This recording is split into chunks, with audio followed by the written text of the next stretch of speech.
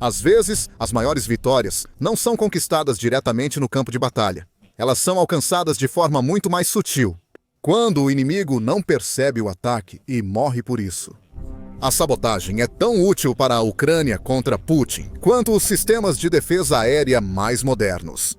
E a Ucrânia já provou isso muitas vezes, e a Ucrânia acabou de provar de novo. A Ucrânia esperou que alguns dos russos mais importantes que atuam na região de Zaporizhzhia se escondessem. Quando eles fizeram isso, o pesadelo começou, pois a Ucrânia usou fogo para destruir qualquer esperança que a Rússia tinha de lançar uma nova ofensiva em Zaporizhzhia. A mais recente, e talvez uma das maiores operações de sabotagem ucranianas, ocorreu em 30 de agosto, perto da vila de Voskresenka. Embora a Ucrânia tenha mantido isso em segredo antes de revelar o que havia feito em 18 de setembro, e havia um bom motivo para a espera. A Ucrânia estava esperando para confirmar os resultados de um ataque de sabotagem que o Kiev Post noticiou. Obteve um resultado surpreendente. 18 oficiais russos morreram. Tudo isso ocorreu por um pouco de grama seca e fogo.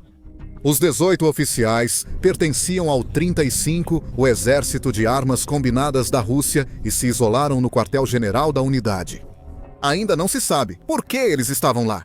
Talvez estivessem reunidos tentando planejar ataques às defesas da Ucrânia, após o fracasso total da ofensiva russa de verão em Zaporizhzhia. Ou talvez esses oficiais estivessem escondidos, tentando ficar o mais longe possível da linha de frente, achando-se seguros na retaguarda. Eles não estavam seguros.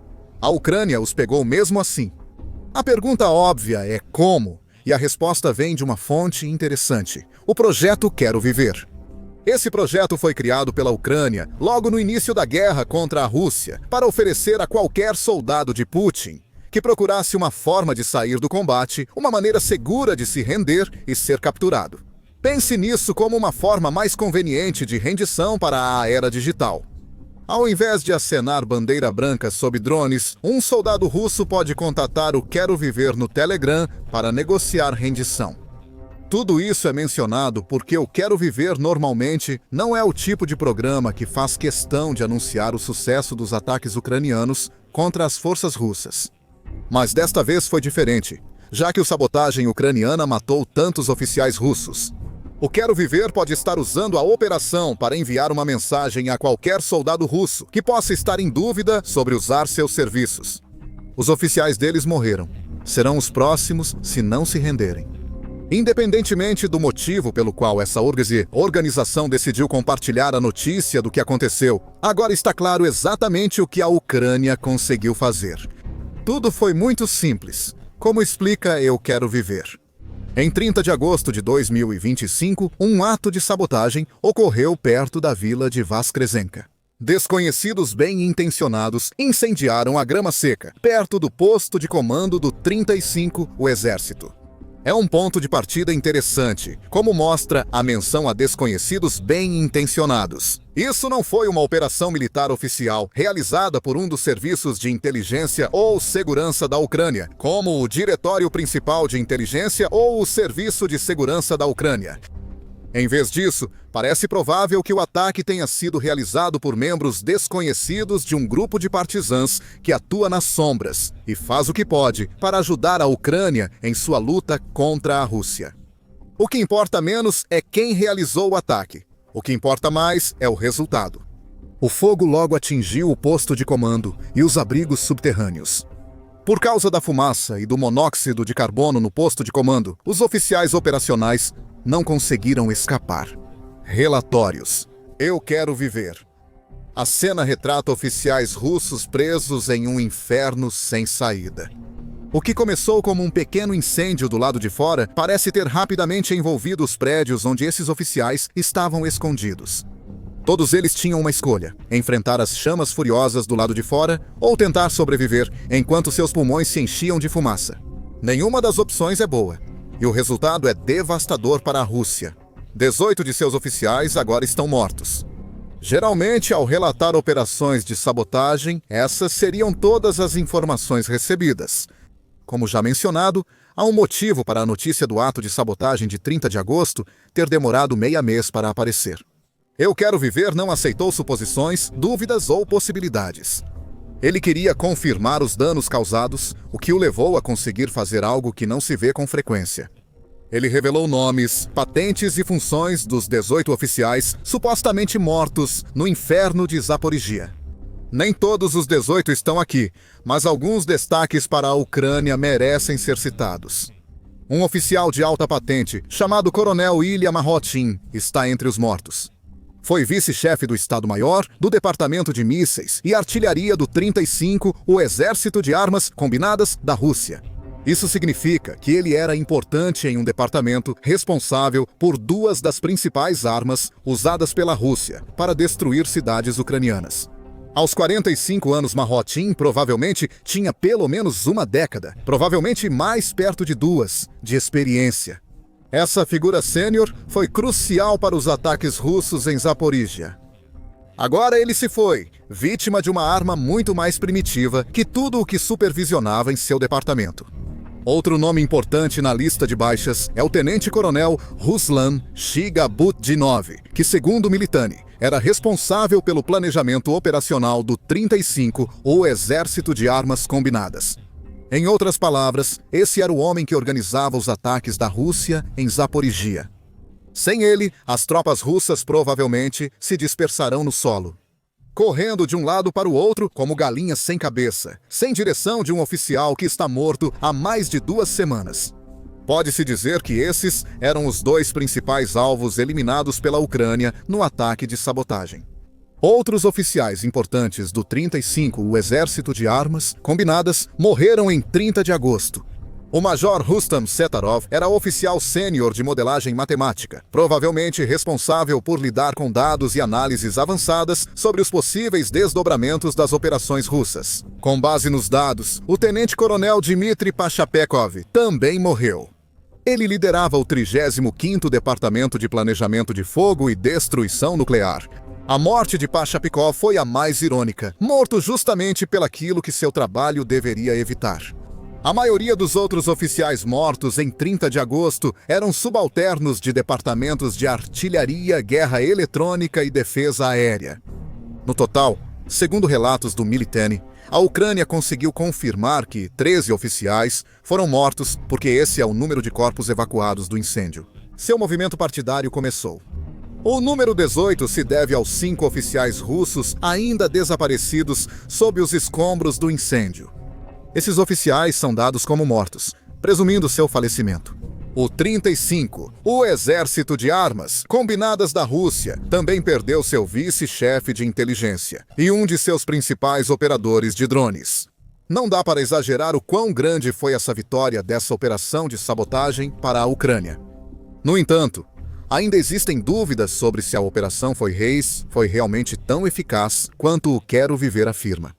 A reportagem do Kiev Independente sobre a operação traz um aviso de que não foi possível verificar as alegações do Quero Viver. Isso não é surpreendente. A verificação exigiria que a Rússia admitisse ter perdido 1,5 dúzia dos militares mais importantes em Zaporizhia. Este é um país que já afirmou dezenas de vezes que são os destroços e não os impactos diretos que causam danos. Quando a Ucrânia lança ataques de drones de longo alcance, não há chance de que a Rússia vá confirmar isso. Ela perdeu parte crucial do 35, ou Exército de Armas Combinadas, por causa de uma única operação. Há indícios de que Eu Quero Viver fala a verdade. Obituários e serviços funerários muitas vezes fornecem informações sobre a validade das alegações da Ucrânia quando a Rússia não confirma nada. E em 4 de setembro, antes da notícia da operação de sabotagem ser divulgada, a conta Necromança X compartilhou os detalhes do funeral de Ruslan Shigabudinov. Ele era o oficial de planejamento citado antes. Necromança confirmou que Shigabudinov nasceu em 1990 e que ele sempre pedia ao Todo-Poderoso que lhe concedesse uma vida longa. Segundo o Kiev Post, também foi indicado que a operação ocorreu em 1º de setembro. Diz que o ex-conselheiro do prefeito exilado da Mariupol, ocupada, Petro Andriy Yushchenko, recorreu ao Telegram para afirmar que algum tipo de operação havia sido realizada. Ele revelou que a resistência de Mariupol, que parece ser um grupo de partisãs, trabalhou junto com o Diretório Principal de Inteligência para realizar o ato de sabotagem. O Diretório Principal de Inteligência pode não ter participado oficialmente, mas claramente forneceu inteligência, talvez sobre a localização e o horário da reunião dos oficiais, em um local que os partisãs ucranianos então usaram para eliminar 18 dos militares mais importantes da Rússia. Andriy Yushchenko ficou jubiloso em seu anúncio, embora não tenha fornecido nenhuma informação sobre como o ato de sabotagem foi realizado. 17 oficiais e um soldado morreram. Ele disse que os oficiais estavam liderando uma ofensiva em um dos setores de Zaporíjia. Agora não haverá mais ofensiva. Na época, isso parecia uma afirmação estranhamente ousada, sem nenhuma evidência real para sustentá-la. Agora está claro que Andriy Yushchenko falava a verdade. 13 oficiais foram confirmados mortos e outros 5 são presumidos mortos, pois estão sob os escombros. A ofensiva russa em Zaporíjia está em ruínas. Isso nos leva ao impacto desse ousado ataque de sabotagem no futuro da guerra na Ucrânia. O foco vai voltar para Zaporíjia em um momento. Não subestime o impacto catastrófico de perder 18 oficiais em um só dia para o 35º Exército de Armas Combinadas. Embora pareça óbvio, oficiais costumam ser os mais experientes e talentosos de um exército. Isso pode não ser sempre o caso na Rússia, devido à corrupção.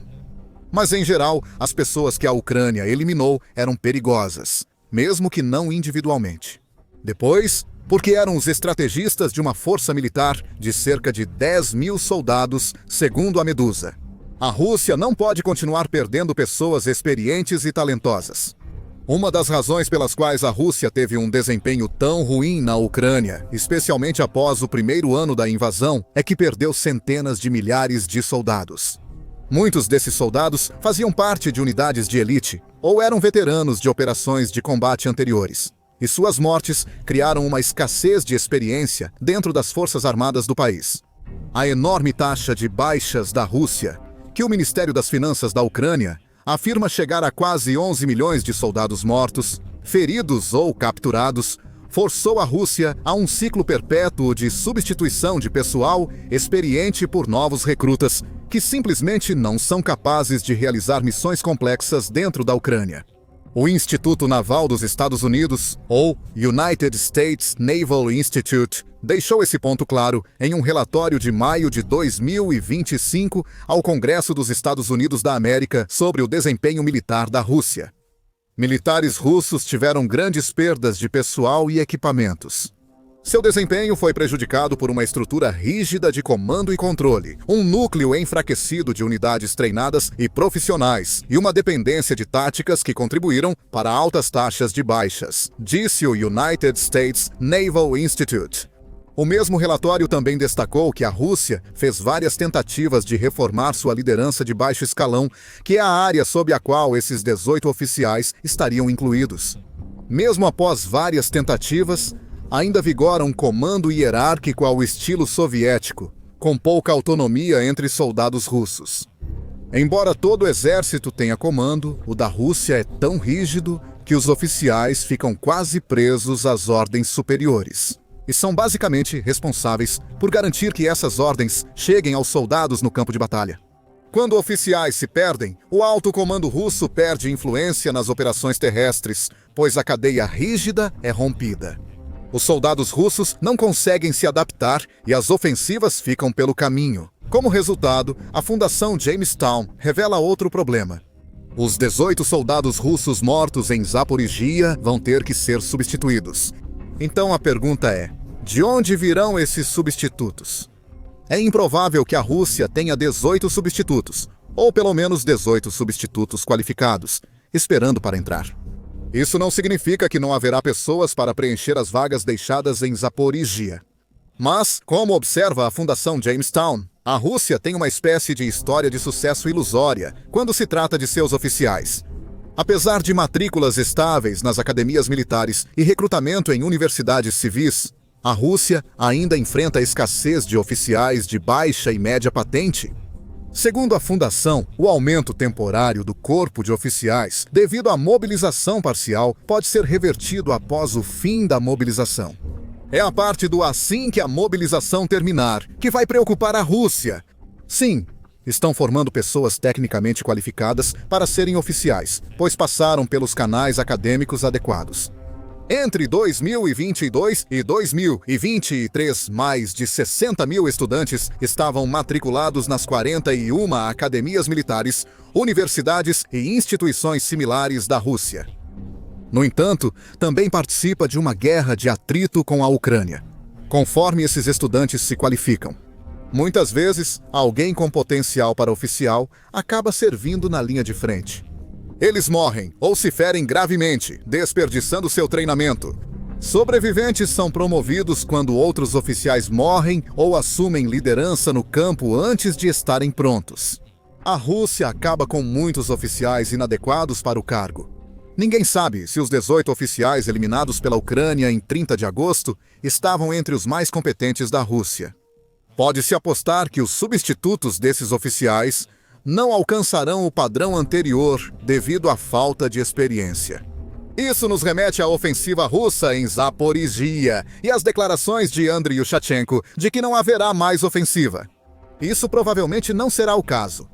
Mesmo com grandes perdas, a Rússia continuou ordenando ataques constantes, mesmo que isso signifique enviar bucha de canhão contra as defesas da Ucrânia. Mesmo assim, a situação em Zaporizhia já era ruim para a Rússia antes de perder 18 oficiais na região. Com a morte desses oficiais, a situação vai piorar bastante. O Kiev Post traz o essencial sobre os 18 oficiais russos mortos. Durante os 12 dias que antecederam a campanha de sabotagem da Ucrânia, o comandante-chefe das Forças Armadas da Ucrânia, Oleksandr Sersky, disse que a Rússia se estava realocando tropas da região de Sumy para Zaporizhia. Sersky fez esses comentários em 18 de agosto, dando a entender que uma ofensiva estava sendo planejada. 4 dias depois, o porta-voz das Forças de Defesa do Sul da Ucrânia, Vladislav Voloshin, confirmou a tentativa de reagrupamento da Rússia na região. Mas em setembro, tudo que a Rússia tentou em Zaporizhia fracassou. Agora, o motivo está claro. Todos os oficiais que lideravam a ofensiva morreram. Em 27 de agosto, o Congresso Mundial Ucraniano relatou o fracasso da ofensiva e destacou que a linha de frente em Zaporizhia resistiu aos ataques russos. 3 dias depois, os 18 oficiais foram mortos. E faz sentido que os ataques da Rússia, após 27 de agosto, teriam sido pelo menos um pouco mais eficazes se esses oficiais ainda estivessem vivos. A Ucrânia não pode se acomodar em Zaporizhia. A Rússia ainda domina cerca de 75% da região, incluindo a usina nuclear de Zaporizhia. A Ucrânia ainda tem muito trabalho após essa sabotagem. Em 18 de setembro, o novo voz da Ucrânia também informou que Voloshin está novamente dizendo que a Rússia está tentando se reagrupar em Zaporizhia. O presidente da Ucrânia, Vladimir Zelensky, também sugeriu que mais coisas estão por vir.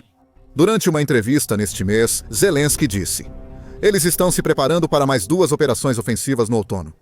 Já houve 3 e ainda restam 2 campanhas ofensivas pesadas", acrescentou Zelensky. No geral, estou realmente satisfeito que as últimas 3 ofensivas russas fracassaram, embora eles estejam planejando mais 2 ofensivas sérias. A Ucrânia marcou um grande ponto com a missão de sabotagem de 30 de agosto. Mas Zelensky alerta contra a complacência, pois novas ofensivas virão. Quão eficazes essas ofensivas serão, com 18 oficiais importantes mortos, ainda resta saber. Um último ponto a ser destacado aqui é sobre a natureza do que a Ucrânia realizou em 30 de agosto. Esta foi mais uma sabotagem em uma série que abalou a Rússia na retaguarda em 2025. A Rússia deveria estar ciente de que esse tipo de operação estava por vir. Em junho de 2023, a CNN informou que a Ucrânia havia recrutado agentes de sabotagem tanto dentro da Rússia quanto nos territórios ocupados da Ucrânia. Na época, esses agentes recebiam drones para atacar sem depender das Forças Armadas da Ucrânia. Agora, parece que o GUR está fornecendo informações a esses sabotadores partidários para que eles possam causar ainda mais danos do que nunca. Em março, a TVP World noticiou uma sabotagem ucraniana que desativou uma locomotiva a diesel que levava equipamentos militares para Voronezh. A Ucrânia realizou sabotagens em depósitos ferroviários e alvos similares. Embora talvez não tenha havido um ataque tão ousado quanto o que acabamos de saber em Zaporizhzhia. O ponto é simples: forças russas estão vulneráveis à sabotagem. A Ucrânia notou isso e está atacando a Rússia em seu território e áreas ocupadas. Ambos são lugares onde o pessoal militar da Rússia acredita estar seguro, desde que não estejam lutando na linha de frente. As informações trocadas entre partisans e o exército ucraniano também ameaçam a Rússia, segundo o Conselho Atlântico. Grupos de resistência ajudam o exército ucraniano com informações críticas, desde movimentos de tropas russas até baterias de defesa aérea. Isso possibilitou diversos ataques precisos a alvos de alto valor e foi essencial para operações importantes, como a bem-sucedida contra-ofensiva ucraniana de setembro de 2022 em Kharkiv. O Conselho se pronunciou em fevereiro de 2025. O que ocorreu em 30 de agosto provavelmente foi resultado desse tipo de troca de informações, especialmente com o suposto envolvimento do Diretório Principal de Inteligência. Agora, a Rússia precisa se perguntar se a Ucrânia pode eliminar 18 oficiais em Zaporizhzhia simplesmente iniciando um incêndio. Do que mais ela é capaz de fazer atrás das linhas de frente? Bem, há pelo menos uma resposta para essa pergunta, graças a uma brilhante operação de sabotagem que os partisãs ucranianos acabaram de concluir dentro da própria Rússia. A Ucrânia atacou das sombras para decapitar a cobra russa e as forças de Putin estão cambaleando. Confira nosso vídeo e inscreva-se no The Military Show para receber atualizações sobre os últimos ataques da Ucrânia na retaguarda russa.